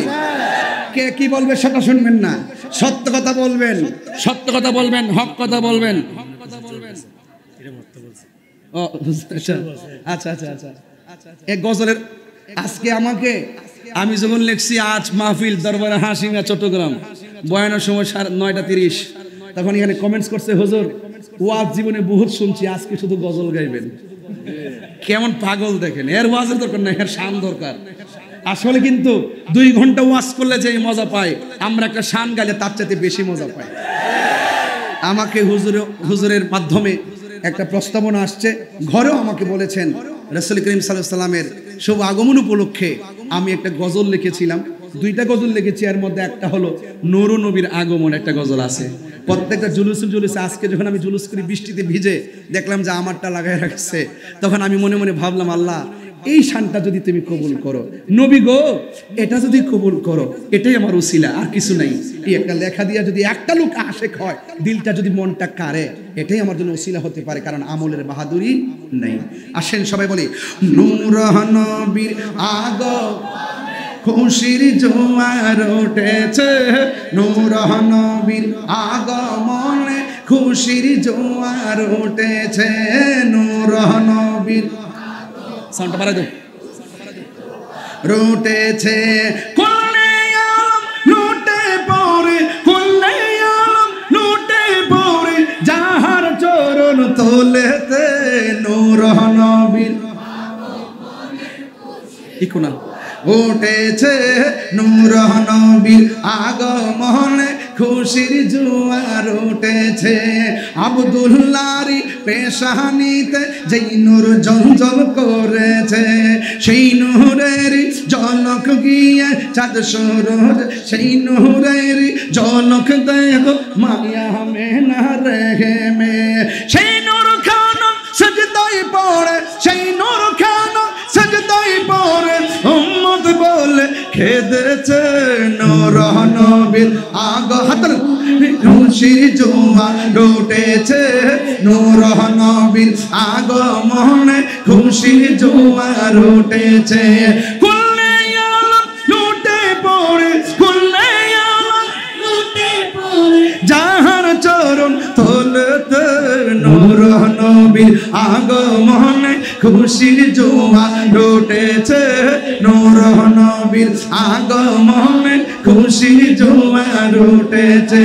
সালাত সালাম পর সবাই বলছেন আল্লাহ কোরআনে, উম্মত বলে কাদের নবী মিনিরি হাজির জান্নাতে, সালাত সালাম পর সবাই বলছেন আল্লাহ কোরআনে, উম্মত বলে এ ভাই, এই যে ভাই উপরে ঝাড়বাতি আছে, মরিচিকা বাতি আছে, উপরেরটা হলো একটু লাল লাল গোল্ডেন কালার, নিচে একটু সাদা কালার জ্বালাই দেন না, এটার নাম হচ্ছে মিলাদুন নবী। দেখেন না আল্লাহ পাক আসমানের তারকাগুলো কেমনে সাজাইছে, শুধু নবীর উসিলাই সাজাইছে।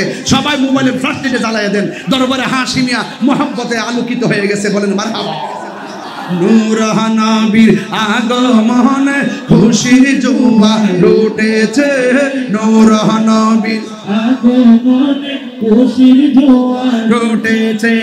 কুল্লে আলম লুটে পড়ে, কুল্লে আলম লুটে পড়ে, যাহার চরণ তোলেতে নূর নবীর আগমনে খুশির জোয়ার উঠেছে, নূর নবীর আগমনে খুশির জোয়ার উঠেছে। সালাত সালাম পড়ো সবাই বলছেন আল্লাহ কোরআনে, উম্মত বলে কাদের নবী মিনিরি হাজির জান্নাতে, সালাত সালাম পড়ো সবাই বলছেন আল্লাহ কোরআনে, উম্মত বলে কাদের নবী মিনিরি হাজির জান্নাতে। এই তাহির সদাই কাঁদে এই তাহির সদাই কাঁদে পাইতে দিদার মোরনে নূর নবীর খুশির জোয়া রোটেছে নূর নবীর আগমনে খুশির জোয়া রোটেছে কুল্লে আলম লুটে পড়ে লুটে পড়ে যাহার চরণ তোলতে নূর নবীর আগমনে খুশির জোয়া রোটেছে নূর নবীর আগমনে খুশির জোয়া রোটেছে মারহাবা আরো জন্য আল্লাহু আকবার নবীর আগমনে আমরা খুশি না বেজার সবাইকে অনুরোধ করব আমরা রাসূলকে ভালোবাসবো বিলালের মতন আমরা নবীকে ভালোবাসবো সাহাবায়ে কেরামের মতন আমরা নবীকে ভালোবাসবো তাবেঈনদের মতন আমরা নবীকে ভালোবাসবো আল্লামা কাজী নুরুল ইসলাম হাশিমি রহমাতুল্লাহ আলাইহির মতন কথা বলেন ঠিক কি না হাশিমি আমার আল্লাহর বন্ধু কোনো সন্দেহ না আয়রে আমি হাশিমি নামে বড় শান্তি পাই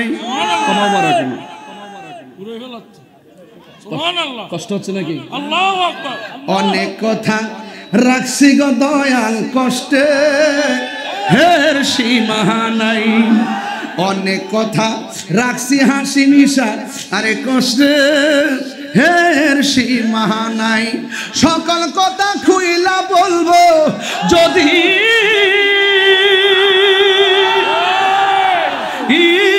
হাসিমিরে পান হায় রে আমি হাসিমি নামে বড় শান্তি পাই হাসিমি শাহ আল্লাহর বন্ধু কোন সন্দেহ না হায় রে আমি হাসিমি নামে বড় শান্তি পাই আল্লাহু আকবার আমার আরেকটা শান বলবো হ্যাঁ আরেকটা শান বলবো ইনশাআল্লাহ আস্তে আস্তে কষ্ট হবে আপনাদের কষ্ট হবে হ্যাঁ আমার হাসি মিলিল আমার মন কারিয়া আমার হাসি মিলিল আমার মন কারিয়া কে মনে করে নীল মন কে মনে করে নীল প্রেমে হরি ডাকি দিয়া গো আমার হাসি মিহিনীল আমার মন কারিয়া আমার হাসি মিহিনীল আর মনে কারিয়া জোরে কোন আল্লাহু আকবার খুশি তো খুশি দিন ইনশাআল্লাহ আরে খুশি তো ওলি আল্লাহর প্রেম আছে তো মুর্দা কলব জিন্দা আছে কথা কোন ঠিক কি না আরে ওলি আল্লাহ হলো রাসূল দেখার আয়না আর রাসূল হলো আল্লাহ দেখার আয়না কথা বলেন ঠিক কি না চালাও সে পথে যে পথে তোমার প্রিয়জন গিয়েছেন চলি কথা বলেন ঠিক কি না এইজন্য ওলি আল্লাহর দরবারে এসেছি দেখেন কত কারামত দেখেন কত কারামত দেখেন একটা মানুষের মুখে হাসি নাই একটা মানুষের মুখে চোখের মধ্যে ঘুম নাই একটা মানুষ বাড়িতে যাওয়া ভুলে গেছে কথা বলেন ঠিক কি না এটাই হলো আল্লামা নুরুল ইসলাম হাশিমি রহমাতুল্লাহর কারামত যেই মজলিসে গেলে ধৈর্য আসে যেই যেই কিছু বলতেছেন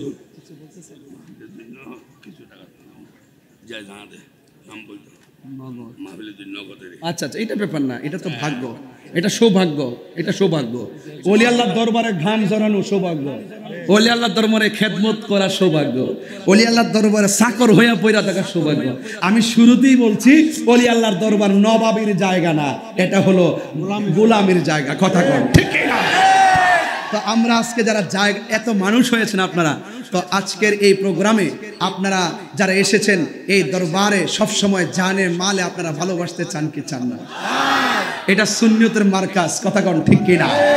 এটা ওলি আল্লাহ বানাইবার একটা ফ্যাক্টরি, কথা কোন ঠিক কিনা? তাহলে আপনারা অলিদের কাছে গেলে অলি হওয়া যায়, ঠিক না? সোহবতে আউলিয়া, সোহবতে আউলিয়া হয়। এই জন্য সোহবত ছাড়া কিছু হয় না। এই জন্য বলছেন কুনু মা'আস সাদিকিন, কথা বলেন ঠিক কিনা? মুহসিনদের কাছে যাওয়া, সালেহিনদের কাছে যাওয়া, সাবিরিনদের কাছে যাওয়া, বলিদের কাছে যাইলে আপনি আল্লাহর বন্ধু হতে পারবেন, কথা বলেন ঠিক কিনা? একটা হলো বান্দা আর একটা হলো বন্ধু। বন্ধুদের ব্যাপারে আল্লাহ বলছেন আলা ইন্না আউলিয়া আল্লাহি লা খাউফুন আলাইহিম ওয়ালা হুম ইয়াহজানুন। আল্লাহর ওলিদের কোনো ভয় নাই, চিন্তা নাই। আবার হাদিসে কুদসির মধ্যে এসেছে তাদের বিরোধিতা করলে কি হবে, মান আদালি ওলিয়ান ফাকাদ আযানতুহু বিল হারবে। যারা ওলি আল্লাহর সঙ্গে গাদ্দারি করবে, যারা ওলি আল্লাহর সঙ্গে বিরোধিতা করবে উপেনে কিংবা গোপনে, তাদের বিরুদ্ধে যুদ্ধের ঘোষণা দিয়েছেন কে? আল্লাহ। এখন যারা মাজার ভাঙতেছে এদের পতন নিশ্চিত, লিখে রাখেন কাগজে। হাসিমিয়া দরবার থেকে বইলা গেলাম, ওরা কান দইরা মাপ চাইও বুঝ পাইতো না, কথা কোন ঠিক না বেঠিক? হ্যাঁ ঠিক না বলে। এই সময়টা আসতেছে, যুগে যুগে যখনই কেউ আল্লাহর বন্ধুদের বিরুদ্ধে গেছে তাদের উপরে খোদাই গজব নামছে, কথা কোন ঠিক না?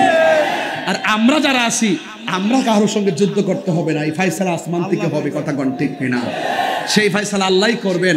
আল্লাহ পাক আমাদের সকলকে কবুল করুন, আমিন কোন। আপনাদের জন্য আজকে আমাদের চেয়ারম্যান সাহেব যিনি মদিনাতে আছেন, ওনার জন্য দোয়া চেয়েছেন আলহাজ সুফি মোহাম্মদ মিজানুর রহমান ইসাপুরি মুদ্দাজিলুল আলী। তিনি আমাকে অনেক মহব্বত করেন, আমিও ওনাকে অনেক রেসপেক্ট করি এবং অনেকভাবে ওনার পারিবারিকভাবে পর্যন্ত ওনার সন্তানরা পর্যন্ত খুব মহব্বত করে, আমিও মহব্বতকে সবসময় দোয়া করি। এবং চেয়ারম্যান সাহেব বাইরে আছেন, দোয়া চেয়েছেন আল্লাহ যেন ওনাকে যেন নেক হায়াত দান করে, বলুন আমিন। আর জবান খুলে কোন আমিন। ভাইরা আমার, আপনারা কারা কারা খুশি একটু হাত তুলেন। এই যে হাতটা তুলছেন, হাতটা যে তুলছেন, আমার একটা উদ্দেশ্যতা আছে। বিসমিল্লাহ করে পকেটে হাত দেন, যে যা পারেন আজকে দরবার আপনারা দিয়ে যাবেন। এই ছেলেরা তোমরা এত কথা বলো কেন? আজান দিবেন? আজান দিব? এই সাউন্ড ঠিক করো, সাউন্ড ঠিক করো, আমার কষ্ট। আজান দিব ঠিক আছে, আজান দিব ঠিক আছে। নামাজ লাগবে তো, নামাজ লাগবে তো। ওলি আল্লাহ কি নামাজ ছাড়া হওয়া যায়? মুমিন কি নামাজ ছাড়া হওয়া যায়? সুন্নিরাই নামাজ পড়বে, ঠিক কি না? সুন্নিরাই জিয়ারত করবে। সকল আল্লাহ ওলিদের মাজারগুলো এটা সুন্নিদের প্রতিষ্ঠান, কথা কোন ঠিক কি না? যুগে যুগে ওরা বিরোধিতা করছে, আমরা পাহারা দিয়ে রাখছি, এখন আসছে সুযোগ পাইয়া দখল করতো, কথা কোন ঠিক কি না? এদের কথায় কান দিবেন না। শোনেন, পকেটে হাত দিছেন, যে যা পারেন ওলি আল্লাহর দরবারে দিয়ে যাবেন, দিয়ে যাবেন বিসমিল্লাহ করে। যদি মনে করেন যে হুজুর আমি 10,000 টাকা নিয়ে আসছি, 10,000 দিয়ে দিবেন, দিয়ে দিবেন। যদি 5,000 টাকা নিয়ে আসেন দিয়ে দিবেন, দিয়ে দিবেন। যদি 200 টাকা নিয়ে আসেন দিয়ে দিবেন, 100 টাকা আনলে দিয়ে দিবেন। আমি চাই যে আল্লাহর ওলিকে, নবীকে আমরা জানেও ভালোবাসবো, মানেও ভালোবাসবো। সবাই যান, একটু ভিতরে যান, আমি দেখবো আজকে আপনারা কতটুকু দিয়েছেন। মেহেরবানি করে সবাই বলুন লা ইলাহা। ঠিক আছে, চলতেছে। লা ইলাহা, লা জোরে লা ইলাহা, মোহব্বতে লা ইলাহা, লা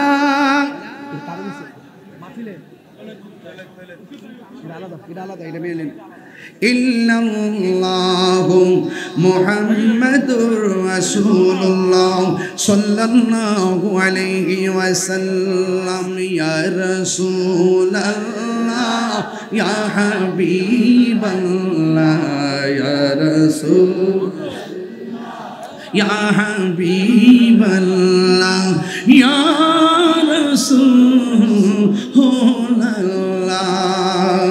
তুমি জীবন, তুমি মরণ, আধার ঘরে তুমি আপন, তুমি জীবন, তুমি মরণ, আধার তুমি মুদের পাড়ের তরি, তুমি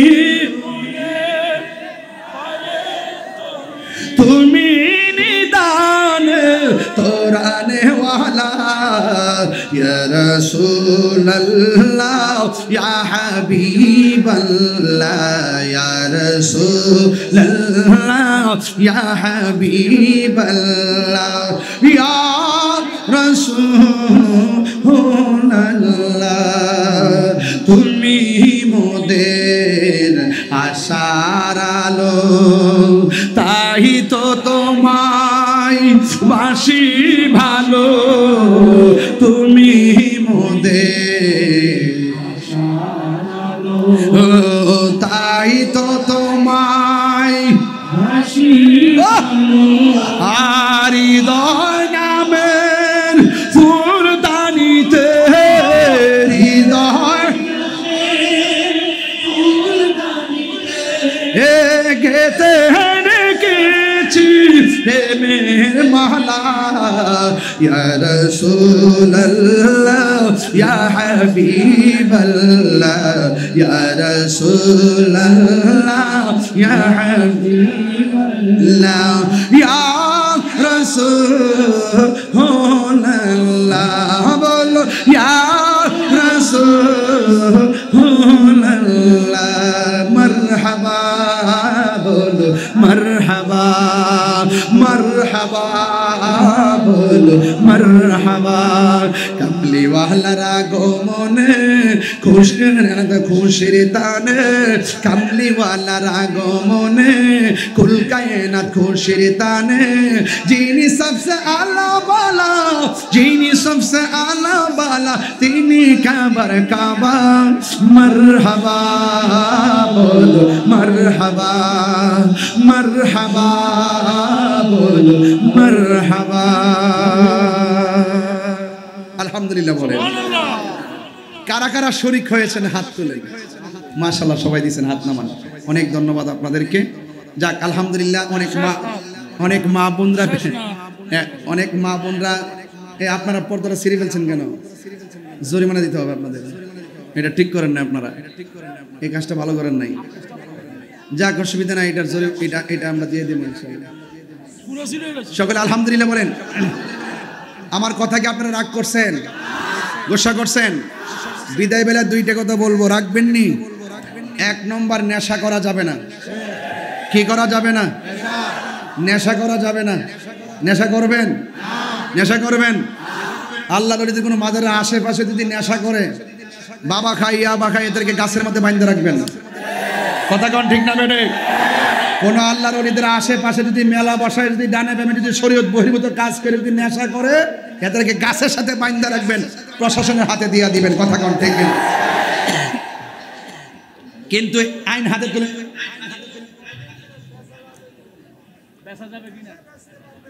না না বেচাও যাবে না হারাম বেচা কেনা উভয়টাই হারাম এবং উপরে সমান অপরাধ কথা কোন ঠিক কিনা দেখছেননি কত কঠিন আসে আজকে হুজুর আমার প্রশ্ন করছে যে না খাক কিন্তু বেচা যাবেনি না সুদ খাওয়া সুদের সাথে সাক্ষী থাকা সুদের লেখালেখি করা এবং হারাম কাজ করা হারাম কাজে সাপ্লাই করা হারাম কাজ সেবন করা কাউকে গুছাইয়া দেওয়া এগুলো সব হারাম কথা কোন ঠিক কিনা হারাম হারামই কথা কোন ঠিক কিনা বলেন ওলি আল্লাহর মাজারের আশেপাশে শরীয়ত বহির্ভূত কাজ হলে কিংবা কেউ নেশা টেশা করলে বাবা টাবা খাইলে এদেরকে গাছের নিচে বাইন্ধে রেখে প্রশাসনের হাতে দিয়ে দিবেন কথা কোন ঠিক কিনা কিন্তু এদের উপরে ভর করে আল্লাহর ওলির মাজার ভাঙতে আসেন না মাজার ভাঙতে আসলে এটা রিঅ্যাকশন হতে পারে কথা কোন ঠিক কিনা এগুলো রিঅ্যাকশন হতে পারে হয়তোবা যেগুলো ভাঙছেন মনে হয় এগুলোর মনে হয় 90% আপনাদের অনুকূল এলাকা আমার মনে হয় এটা সুন্নিদের অধ্যুষিত কোনো এলাকা হবে এই জন্য পার পেয়ে গেছেন কিন্তু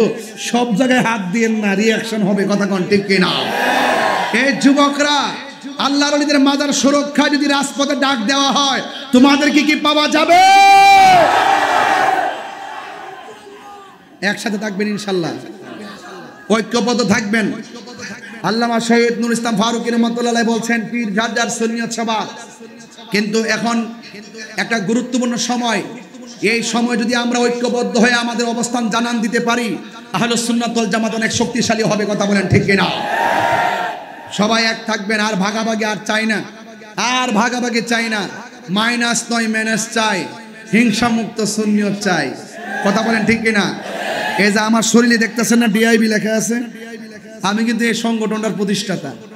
আমারে দাওয়া ডিআইবি মানে কি দাওয়াতে ইমানি বাংলাদেশ, এটার মানে কি জানেননি?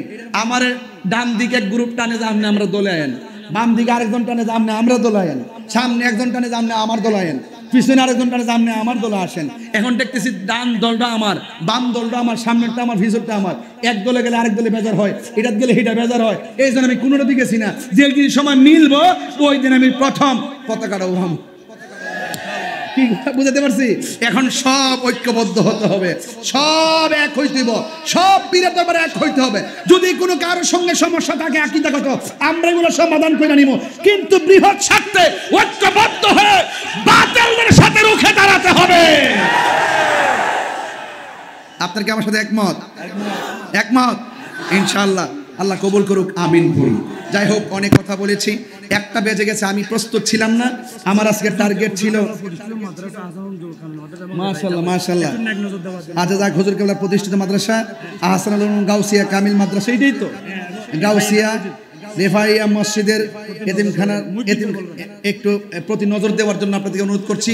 জানে মালে এই প্রতিষ্ঠানের দিকে আপনারা খেয়াল করবেন। হ্যাঁ, আল্লাহ যেন আপনাদের সকলকে কবুল করে, আমিন।